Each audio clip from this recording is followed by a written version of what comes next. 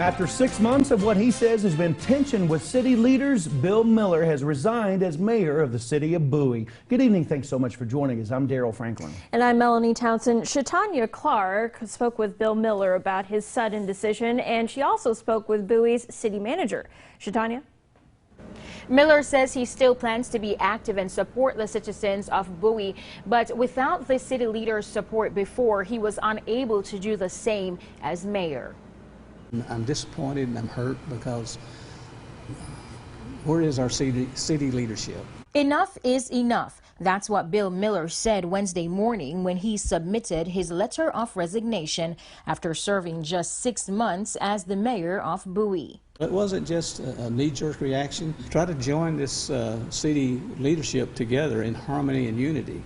I tried that, but when you've got so many on the council that are against what I want to do, the majority rules. This comes just 2 days after City Manager Bert Cunningham made the decision to open the second Monday trade days without getting council approval. Why do I even need to be here if the mayor has no input on how the city's going to be done or be run, and the city council's not being advised? So why do we even need a mayor? Why do we even need a city council? According to Miller, Cunningham did something similar just a month ago when he and other Monterey County authorities served a delinquent tax warrant on the closed Central Hospital of Bowie, seizing items like ventilators. However, Cunningham says decision-making is in his job description, and he stands by his decision. There's decisions that need to be made, and so I make them. Based on the facts that I have before me, and I can justify every decision I've made one way or the other. Earlier this month, Cunningham also closed the city-owned Lake Amon G. Carter without consulting the city council.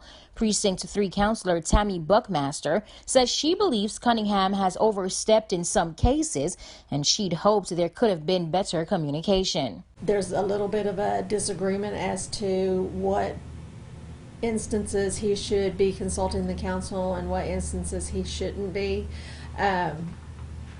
Running the city is certainly a difficult process. Since the city manager is hired by city councilors, only they, not the mayor, can move to make a decision in regards to his status as city manager. Miller says he is at peace with his decision to step down as mayor, but will continue to support the citizens of Bowie.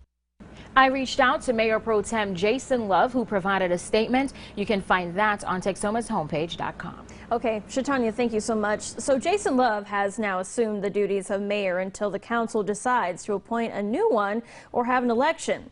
The council will make that decision in the next city council meeting set for May 11th. Besides the conflict over the closing of Lake Amon Carter, disagreements and accusations have plagued Bowie's city government for the last couple of years. In fact, one shouting match was recorded on cameras in City Hall just weeks after some new faces were elected to the council. In November, a heated argument and alleged shoving match in City Hall between now acting Mayor Love and former Mayor Miller was captured on a recording device. Love later said that he wanted to apologize for using cuss words and would continue to work with the mayor for the city's best interests. Miller at that time had no comments other than he was contemplating legal action. And last October, Texas Rangers were reported to be looking into how the city paid for a cost overrun in remodeling the former Legend Bank into a city customer service center. At least 2 city councilors raised questions on whether proper procedures were followed when it went over budget. City Manager Cunningham said at the time the law was followed, and today said allegations were unsubstantiated, and to his knowledge the investigation was dropped.